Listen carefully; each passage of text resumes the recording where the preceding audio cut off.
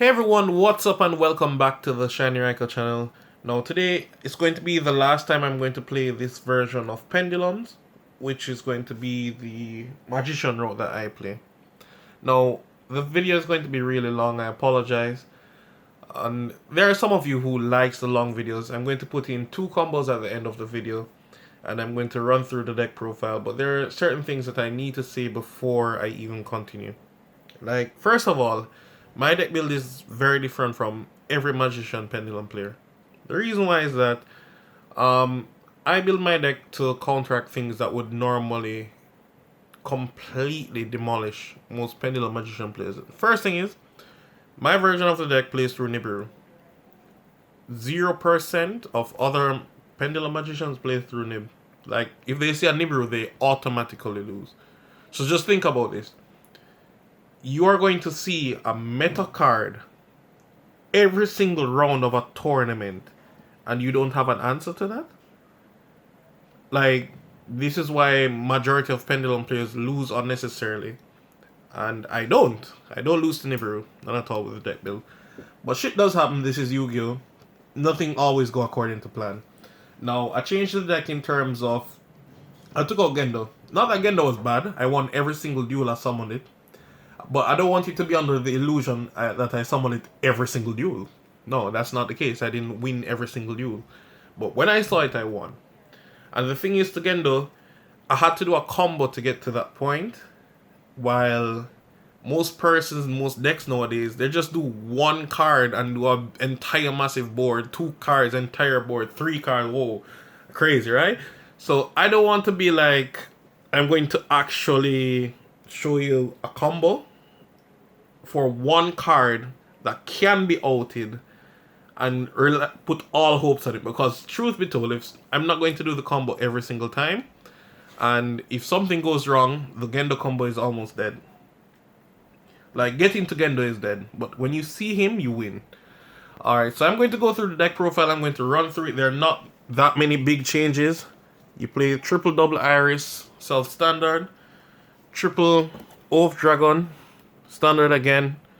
Then from there, 1 Celestial. You need to play the 1 because it's a free search and just a good card in general.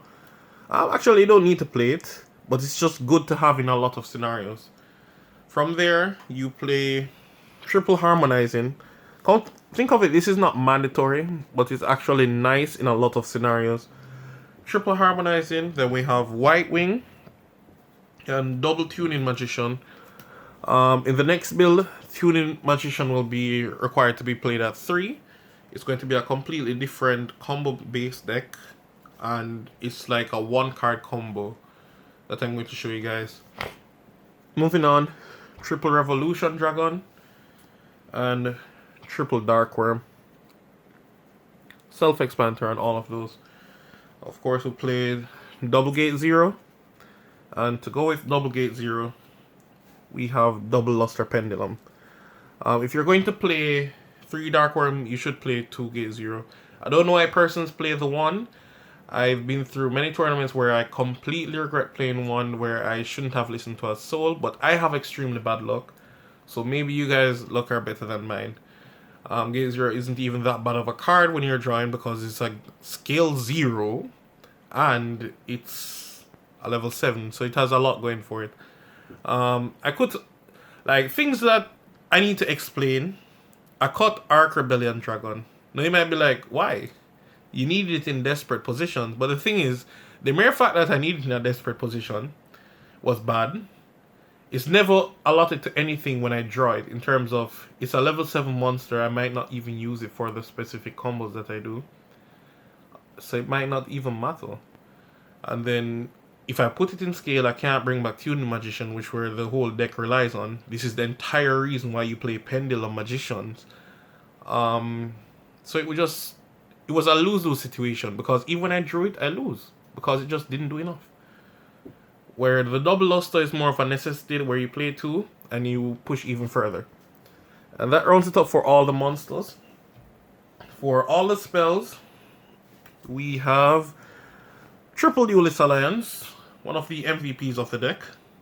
From there, triple Pendulum Call. And the reason why the deck is good is because I play triple Dark Worm, triple Revolution Dragon, triple Pen Call, and triple Dual Alliance. So there's a very high chance that I see combos. Fact be told that I'm not playing anything to counter Ash, mainly because I have a real bad experience with Gamma. Like, every time I play Gamma, and this is only at tournaments, because in friendlies I draw it all the time, but at tournament, I just draw the driver for the whole day. The whole day. How do you play 5 rounds straight and open with driver and no Gamma? And even when you open with the Gamma, you open with the driver. I honestly swear you could play 1 Gamma and 3 driver and you wouldn't have an issue. You most likely open the Gamma then. I don't know how I open a card at 1 that much. But I can't do it anymore. I'm sorry. I'm not playing Gamma anymore. I can't do it with. Moving on. Triple Pendulum Treasure. It's not a main staple where you have to play Pendulum Treasure, but it's kind of nice. In this deck, like, 1 extender can change between you seeing 3 negates first turn or 5. So 5 interruptions is an auto win because your opponent is only going to open 6 cards. What is the chance they're going to play through all 5? Moving on. We have Shrine, Instant, Foolish, Self-Explanatory, and all. Honestly, I'm even contemplate cutting Shrine overall because I had the same issue where it was at 2. Like, every time I drew full combo, I draw Shrine. In other words, Shrine doesn't do anything because there's nothing to send that is important. There's nothing to send. And because of that, I might cut Shrine overall because it's just, a lot of times it's just not doing anything. Then we have Called by the Grave. One of the MVPs. I'm actually sad that card is at 1. I really wish it was at least at 2. Moving on, double time Pendulum Graph. The reason why 2 and not 1 star Pendulum Graph one time, truth be told, I don't always see it, but there's never a time that I didn't want to see it. I prefer see this in opening hand than a lot of stuff because 1 Pendulum Call, you don't even have to Pendulum someone. You don't even have to build a board. One time, a lot of time, this card alone can just simply win the game. And when the time is ready for you to go off, they can't use Impermanence to stop you. Because this is already face up, so they can't target your spellcasters. Persons don't really watch that, but I watch that. So it's actually damn good, and it's searchable during your combo depending on how much extenders you open. If you open 1 extender, you can search for this. So it's actually really good. And the thing is with Star Pendulum Graph that I didn't like, every time I draw it was a dead card. The reason why is just that I'm not just going to... It's just that I'm not going to be playing Time Pendulum Polys. Wisdom Eye Magician. The thing is with Wisdom Eye Magician, that you can't play it in this version of the deck is because you have to get Dark Worm to the grave. The only way to do that consistently is with your triple Pendulum Call and triple Duelist Alliance. In other words, it would always be a dead card when I drew Wisdom Eye, and it's a scale 5.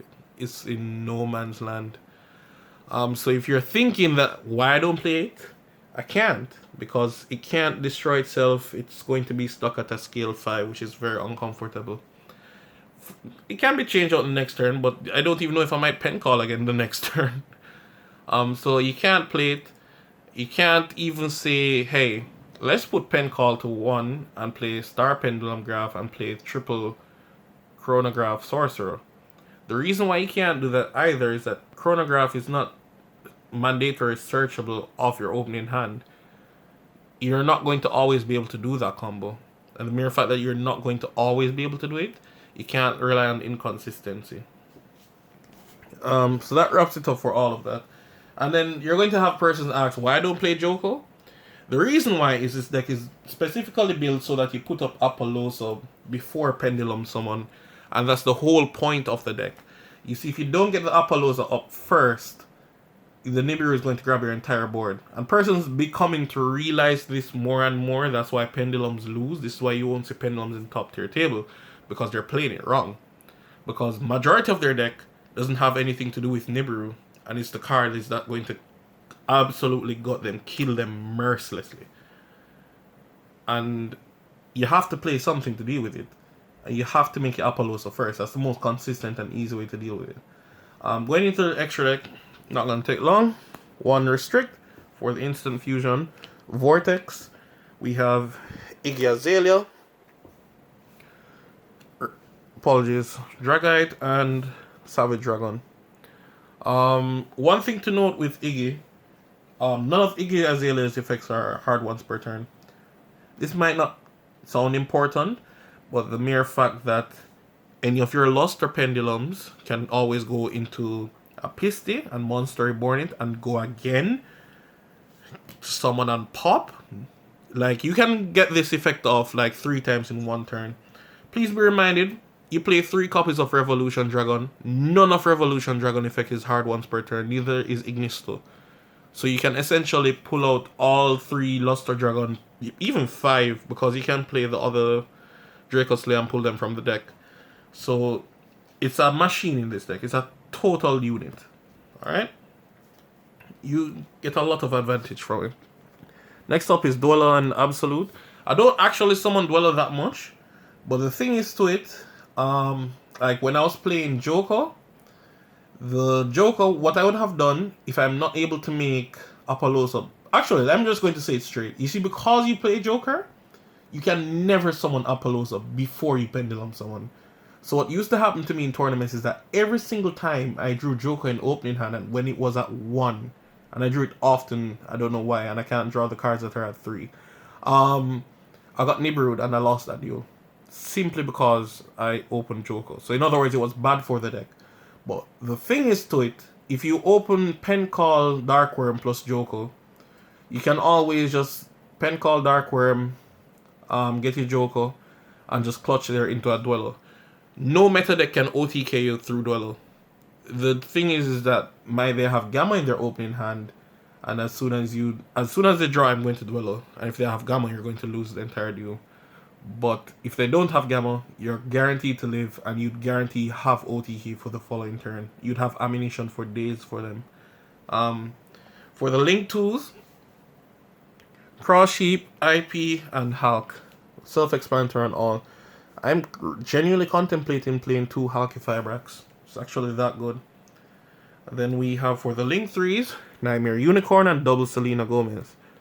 Unicorn has actually been a main staple for a little while now, mainly because you want a different way to interact with your opponent, more than just simply negation. Example, which happened to me more than one occasion. My opponent literally linked someone into Borbo. Exceed someone into Borbo off just 1 monster. Fine. I have like 6 negates, and I mean 6 negates. Or was it 7? Had more negates than what he had in his hand, more than the cards in his hand. So he goes into Borbo, attacks directly, links someone's exceeds someone into Zeus with like 6 materials and sets a card and ends his turn. So I'm like, he's dead. He's completely dead. He says, draw phase, draw for turn. Sure. Zeus effect, negate that, strike. 1 solemn strike and I folded like a chair. So I learned that you have to play a way to deal with this. Now granted, that will never happen to me again, because the mere fact that you play the unicorn, I can get rid of the card before that happens. But I learned a valuable lesson that day. Like, you need to play more than just negate. Like, you can't be just one-dimensional about your interruptions. You have to have cards that can do things, especially without waiting on your opponent. Then we have Apollousa and what should be your access code, but it didn't get reprinted and it costs $160, which I'm not going to spend on a piece of cardboard. So this is going to be a little substitute for now, which is Unchained Abomination, which can really help you clean up an entire board. It's really nice. And let me give you guys a fun tip with IP. Now, a lot of persons don't really understand IP. They think IP gives the monster an effect where it cannot be destroyed by card effects, which is cool and all, but that's not what it does. If I use IP for a link summon, example, I go into IP into Abomination, my opponent uses Dark Ruler no more, then I activates Rageki or Lightning Storm. It does not destroy the Abomination because IP didn't give Abomination an effect. It just used as material. That monster cannot be destroyed. That's IP's thing. It's not an activated effect either where it can be negated. So you guys learned a little fun tip. Time to go into the combos. Alright guys, this is going to be the first combo. So this one is going to be for the most basic players. Alright, so it's a 3-card combo. Unfortunately, because you're playing pendulums, the least amount of cards you can do is 3. So I don't want anyone to think like, oh, you have to use 3 cards. There's no other way about it. You have to place your scales. So I don't know why all the hate is on pendulums when you literally have to commit 2 cards just to be able to pendulum someone. And then this was the one summoning mechanic that was gutted on the... Oh my god. Anyways, everything I said about Yu-Gi-Oh! Came to fruition because everyone realized Joker would do absolutely nothing, even though I said that a few years ago. And I said that Miscellaneous is completely animal, it's a complete beast, it's a monster and a half. Especially with Soul Eating over after being the best search card in Yu-Gi-Oh! But you still hate on Pendulum. But anyways, time for the combo. Pen Call Darkworm, super standard stuff. Harmonizing Oath. You actually need Oath and any high scale to be able to do this combo. I don't even actually want this. I don't actually want that. My bad. What I actually want, and this is why I said in the deck profile, this isn't that important, but when it comes up, it comes up. So this is the hand. Yep. Now you're going to Darkworm effect, summon itself. You're going to use the next effect to add gate 0. You're going to normal summon Harmonizing and link summon into your Hulk. Now, I would normally scale up first. Hulk effect. This way you don't forget to scale up before you Selene, because a lot of persons can forget, and equals to complete madness. Now, this is going to be the baby combo, the absolute softest combo for y'all. I get Selene. I'll get Selene's effect.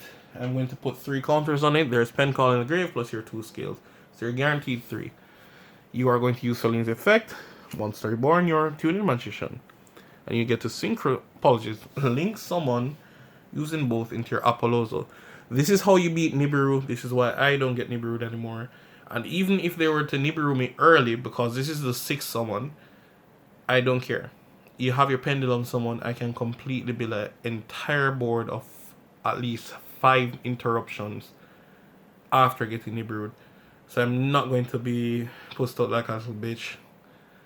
Moving on. So the Apollos has 2 negates, so they can't Nibiru again. You're safe. Oath, add back, Pendulum Shokan. Now this is going to be for the super softest players who I am concerned about. In the event that you're completely panicking, thinking you're going to not understand how to do the combo.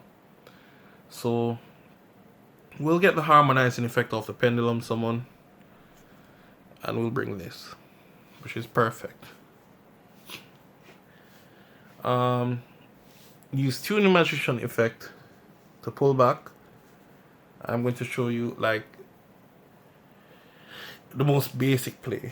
If you're going to synchro summon using both of them into your Boral Savage. We'll go into Boral Savage first. It doesn't matter which one you're actually going to first. And you synchro summon with both of these to get your dragon. So this is literally 4 interruptions.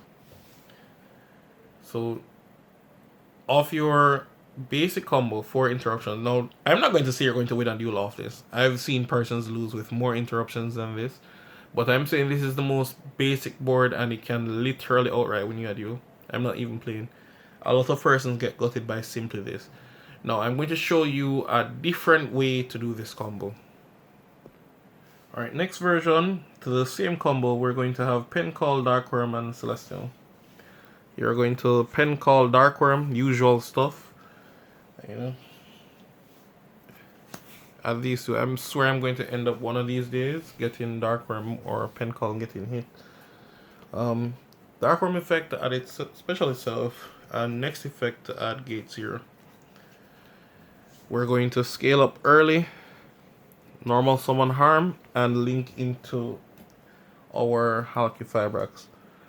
I use this effect to summon Tuning Magician.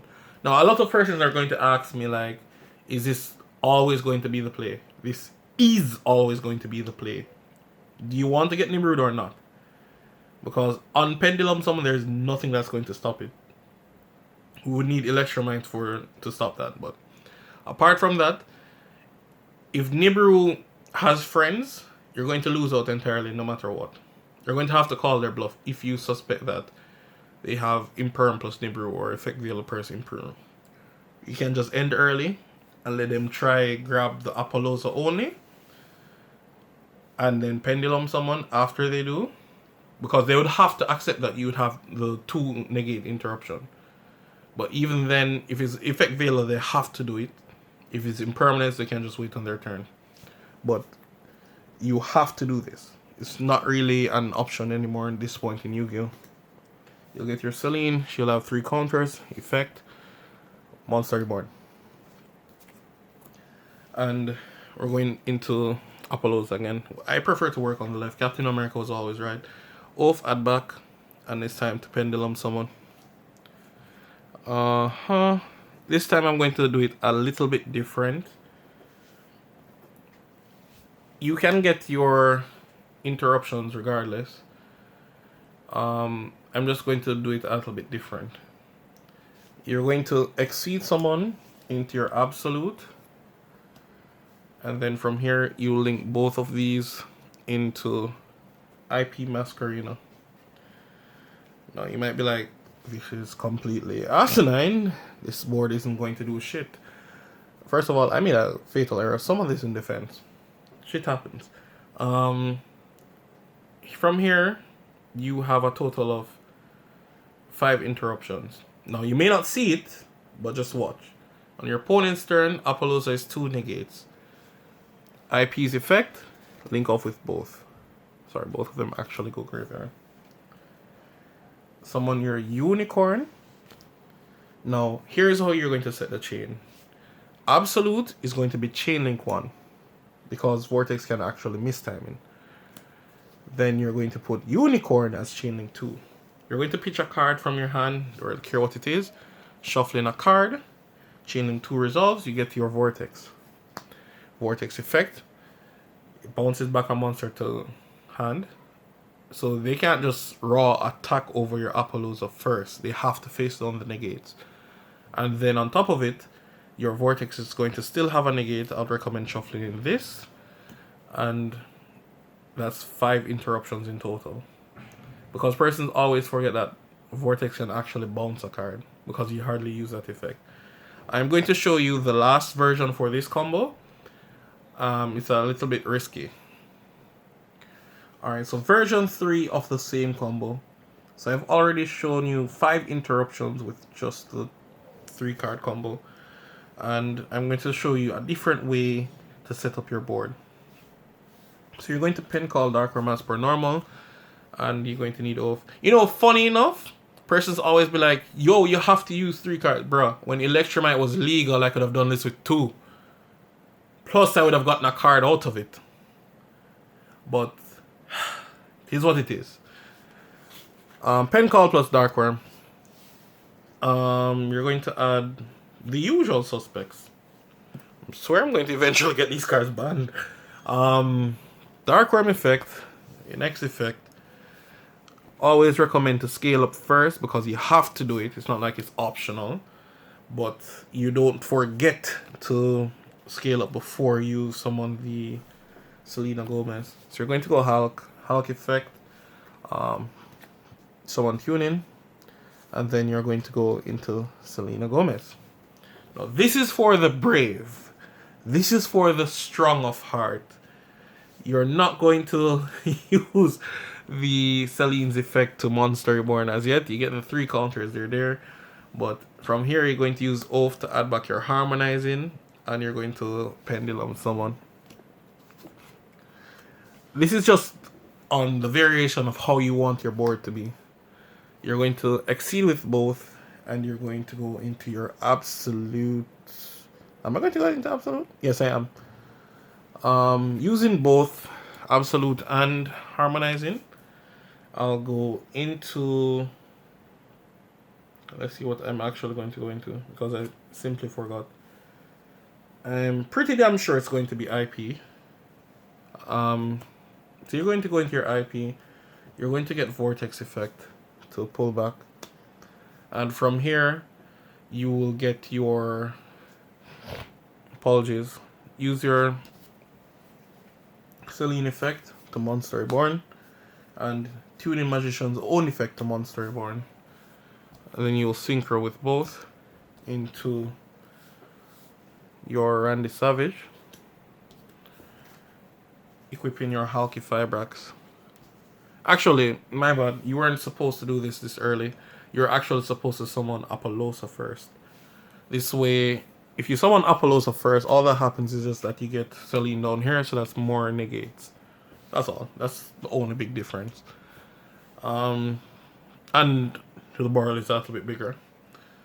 And in your opponent's turn, of course, you can have your Vortex negate, your Savage negate, your Apollosa 2 times, and your IP can link with, unfortunately, what's most likely going to be with Apollosa in the event of an emergency, to pitch and bounce a card. So you pitch, throw back a card in the deck. And that's, of course, my boy here has 3 counters. So yeah, this is the last version of the combo. I'm sorry for having such a long video, guys, and having to go through so much explanations. I know that some of you like it, but a lot of persons don't like it. And I'm not going to play it again, though, for now. The reason why is just that as much as I've won every single duel that I've done it, it's just that it doesn't work against every deck. Example, it doesn't work against Drytrons. They're going to murder you. And after the ban list, you are most likely to see Drytrons than anything else because they didn't really get touched. Like, they didn't really. There's a lot of things I could talk to you about in terms of Yu-Gi-Oh! In overall. Like, because I said I'm not playing Joker for now, but there's a next build that I came up with that you can play Jokers freely, that you can enjoy Yu-Gi-Oh! And you can straight up win with what you have. Like, seriously. I think the hardest time Pendulums receive is the unnatural, unfathomable amount of hate for just existing. Like, the ban list doesn't deal with that well. Like, Joker could have went to 3. It would make a difference, but I'm sure it's not going to go to 3. I'm very sure, but it's not going to make a difference. I'm telling you, a Pendulum card that would have made a difference, Servant of Endymion. If that went back to 3, I think I would put down Magicians. Yeah, I would. Apart from that, I don't know why Kieran is still banned. Like, up till this day, what was Kieran going to do? Stop the Nibiru? Was it going to stop the Dark Ruler no more? What was it really going to do? Like, Joker is back so Kieran actually can do something, but as in, like, that's only if he gets a chance to do something. Majority of duels, you won't get a chance. Perfect example, you summon Kieran with your entire board, and your opponent just says Drageki, and the Kieran is there by himself, just cruising. But as in, like, Kieran could have came back to 1. Could have came back to 3, actually, and made very little impact. But that's it from me, guys. Rate, comment, subscribe, and I'm out. Peace.